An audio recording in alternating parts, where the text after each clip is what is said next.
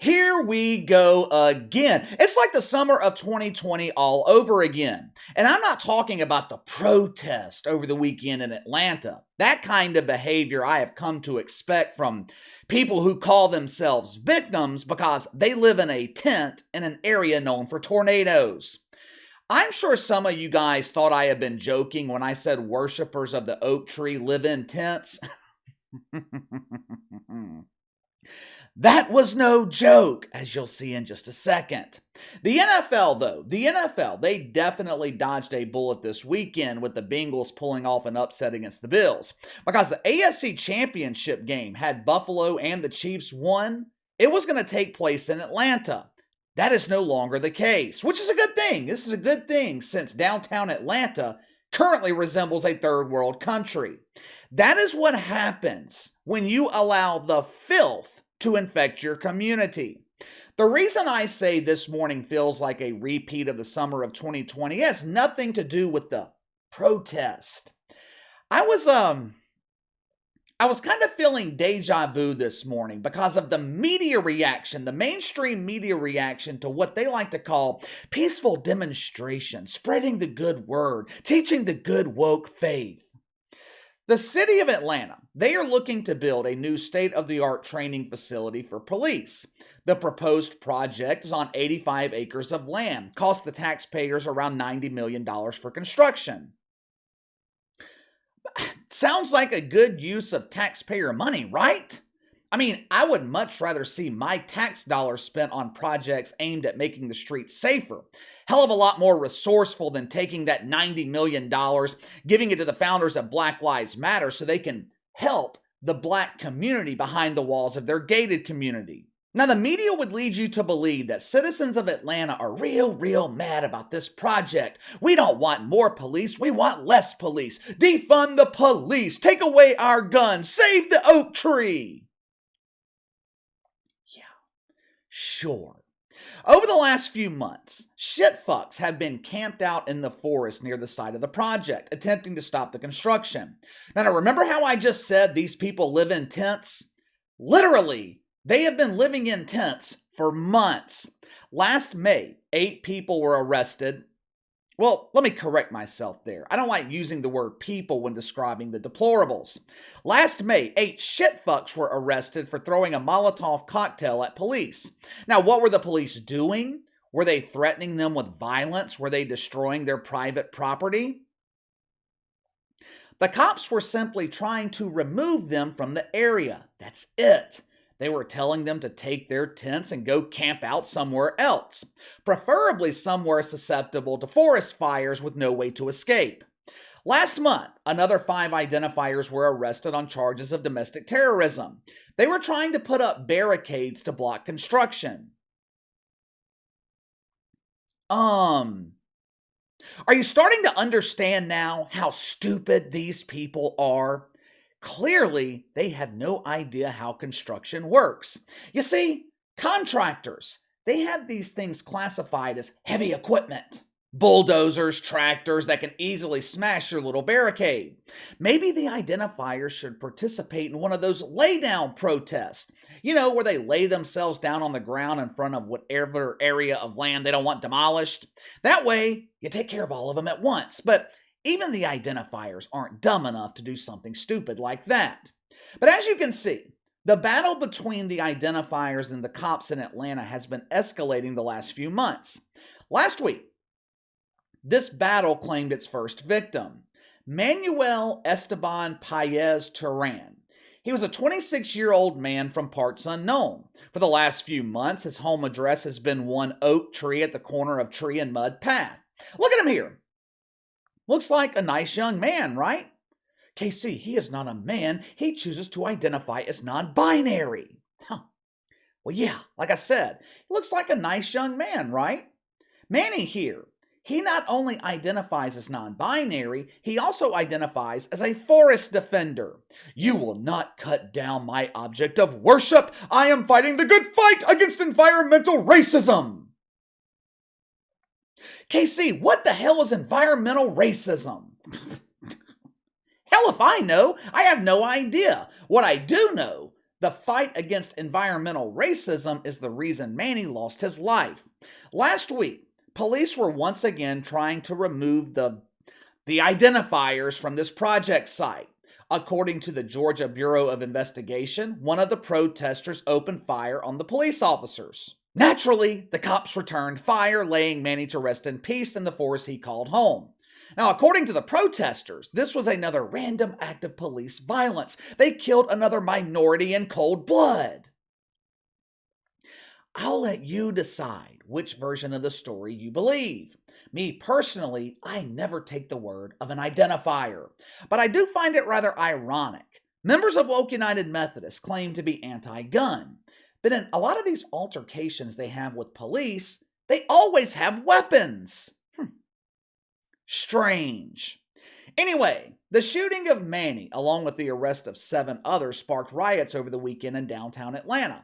Fun little fact here, all 7 birthing persons who were arrested, and I would also imagine all residents of the neighborhood forest, all these people not from the state of Georgia. How did they get there? Why are they there? If they don't live in Atlanta, hell, if they're not even residents of the state of Georgia, why are they so concerned about the removal of some oak trees so the cops can build a better training facility? Doesn't make sense to me, but what the hell do I know? I'm not a shit fuck. Now, the protesting of the shooting of Manny started out innocently enough. A group of some of the most hideous people in America properly wearing their COVID masks so they don't scare innocent people with the grotesqueness they call a face. All of my single men, women out there, I've got some potential dates for you lined up. Watch all these beautiful people as they exercise their right to protest. Roll the film. Stop Cop City! Stop Cop City! Stop Cop City! Stop Cop City! Stop Cop City! Stop Cop City! Stop Cop City! Stop Cop City! Stop Cop City! Of course, the so-called peaceful protests soon turned violent, cop cars being burned, physical altercations with police officers. As cops were arresting what the mainstream media continues calling people, they were trying to do their best imitation of George Floyd. As they're laying on the ground, assuming their favorite position, you could hear them screaming, "I can't breathe! Oh, I can't breathe!" Well then, how are you talking? I'm not a doctor, but I'm pretty sure adequate breath is needed for toxic mouth farts. So, how is the mainstream media choosing to cover this story? Headline at NPR: Atlanta protest over police killing of activist turns violent.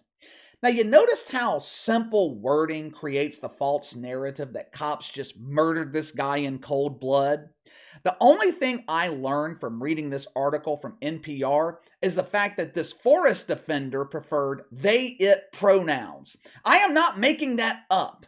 Manny literally referred to himself as it. Here lies it, who sacrificed its life fighting environmental racism. I kind of feel bad for the kid. I mean, no one wants to see someone lose their life at 26 years old, especially when they're losing their life over nothing. What are they fighting for? What is the cause here? Saving some oak trees? Defunding the police? It ain't gonna happen. Now, some media outlets have chosen to overlook this story altogether. Perhaps it was just a simple oversight that the New York Times didn't report the story. Luckily for us, the new and improved CNN gave us groundbreaking coverage of the riots. Peaceful protest. Remember how the last several months, Chris Licht has promised that CNN was going to be the hard news network? We are no longer about partisan politics. We are dedicating ourselves to hard news, emphasis on the hard.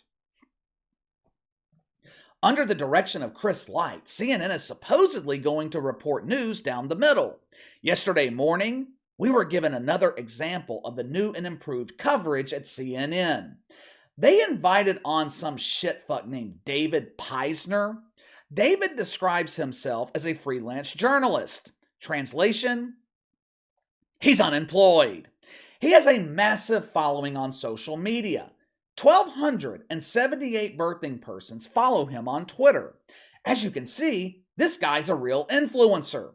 Now, with that small of a following, why was he one of the voices covering the riots on CNN yesterday morning? If I had to guess, he was the only person they could find to be on this dump of a network. Davey had an interesting perspective. He had an interesting outlook as to what was happening in the streets of Atlanta. Now, us normal people, we see this for what it is. Unemployed shitfucks from out of state being bussed into Atlanta to start altercations with police. They want the cops to retaliate against them, hoping it will sway public perception on police officers. Davey, though, he sees this a completely different way. Watch for yourself. I think that there's a real blurring of the lines in the use of the word violence. Is property destruction violence? To some people, it certainly is. But, this idea that breaking windows or other acts of property destruction are the same as actual violence against humans it's kind of a dangerous and slippery concept. And look, I don't think this is a smart move. I don't think it's a productive move from the standpoint of the protesters. But as even the chief himself said, this is a small group. This is also within this Defend the Forest movement. There are no leaders, so people go off and do their own things. That doesn't just make them justifiable, but I do think that you keep using these words violent, and it gives the impression. The only violence or the only acts of violence against people that I saw were actually police tackling protesters. Okay, so this dude claims violence against property is not violence against humans. Who owns that property? Last I checked, your emotional support shovel didn't have the resources to purchase buildings in downtown Atlanta. What about all the violence against the police officers? Are cops not human? Do they not have wives, children, parents? He tries to play this down like it's a small group of unorganized people randomly descending onto Atlanta to peacefully protest.